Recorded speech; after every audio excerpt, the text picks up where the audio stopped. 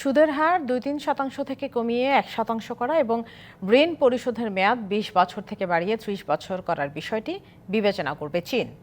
বেইজিংয়ে ৪ দিনের সফরের প্রথম দিনে দেশটির পররাষ্ট্রমন্ত্রীর সাথে পররাষ্ট্র উপদেষ্টার বৈঠকের পরে এমন তথ্য জানা গেছে। আন্তর্জাতিক সম্পর্ক বিশ্লেষকরা বলছেন, চীনের সাথে সম্পর্ক সব দিক থেকেই এগিয়ে নেবার নতুন সুযোগ রয়েছে অন্তর্বর্তী সরকারের। বাংলাদেশের অন্তর্বর্তীকালীন সরকারের পররাষ্ট্র উপদেষ্টার দায়িত্ব নেবার পর প্রথম দ্বিপক্ষীয় সফরে এখন বেইজিংয়ে পররাষ্ট্র উপদেষ্টা তৌহিদ হোসেন। মঙ্গলবার বৈঠক করেন সিপিসির আন্তর্জাতিক বিভাগের মন্ত্রী লিউ জিয়ানসাও ও পররাষ্ট্রমন্ত্রী ওয়াং ইয়ের সঙ্গেও। চীন যাওয়ার আগে পররাষ্ট্র উপদেষ্টা জানিয়েছিলেন, মূলত অর্থনৈতিক সহযোগিতা নিয়েই হবে আলোচনা। আমরা চেষ্টা করব এটাকে সবগুলিকে 30 বছরে নিয়ে যেতে। তবে আলোচনায় অর্থনৈতিক দিক ছাড়াও গুরুত্ব পায় চীন ও বাংলাদেশের মধ্যে কূটনৈতিক সম্পর্ক প্রতিষ্ঠার 50 বছর পূর্তির বিষয়টি। দেশটির পররাষ্ট্রমন্ত্রী ওয়াং ই বলেন, গত 50 বছরে কূটনৈতিক সম্পর্ক স্থাপনের পর থেকেই উভয় পক্ষই সবসময় একে অন্যকে সম্মান করেছে। 250-টিরও বেশি ডিজাইন অপশন নিয়ে ওয়ালটন স্মার্ট ফ্রিজ, বোঝে আপনার প্রয়োজন।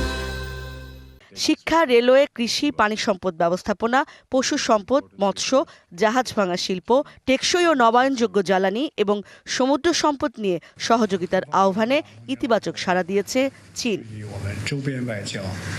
এছাড়া বাংলাদেশের পক্ষ থেকে সুদের হার কমানো এবং ঋণ পরিশোধের মেয়াদ বাড়ানোর দাবিও করা হয়েছে। It's a demonstration of the importance we attach to our relationship with China and our sincere willingness to take this relation to a newer height. আন্তর্জাতিক সম্পর্ক বিশ্লেষকরা বলছেন, ভূরাজনৈতিক এবং অর্থনৈতিক দুই দিক থেকেই পররাষ্ট্র উপদেষ্টার এই সফর যথেষ্ট গুরুত্ব রাখে। ধারণা চীনারা তাদের যে এখানে বিনিয়োগ আছে, তাদের যে প্রকল্প আছে, সেগুলো নিয়েই তারা বেশি আগ্রহী থাকবেন। কারণ এখন সরকারের যে ধরন, সেটা তো অন্তর্বর্তীকালীন, মানে খুব অল্প সময়ের জন্য। মূলত চলমান ঘটনা যে আমাদের সম্পর্ক, সেটাকে ঝালাই করে নিয়ে ইন্টারেস্ট রেট কমিয়ে আনার ব্যাপার, এটা নতুন না, এটা আগেও বলা হয়েছে। এমনকি গ্রেস পিরিয়ড, লোন পরিশোধ করার যে পিরিয়ড, সেটাও বাড়ানোর ব্যাপার, সেটাও আগে বলা হয়েছে। বাংলাদেশ এবং চীন 50 বছর সম্পর্কে যাচ্ছে, তার একাধিক অনুষ্ঠান আগে থেকেই তৈরি হওয়া ছিল। সেই অনুষ্ঠানে অংশগ্রহণের বিষয় আছে। এই সফরে বেইজিং ছাড়াও সাংহাইতে চীনা ব্যবসায়ী প্রতিনিধিদের সাথে আলোচনা করবেন পররাষ্ট্র উপদেষ্টা।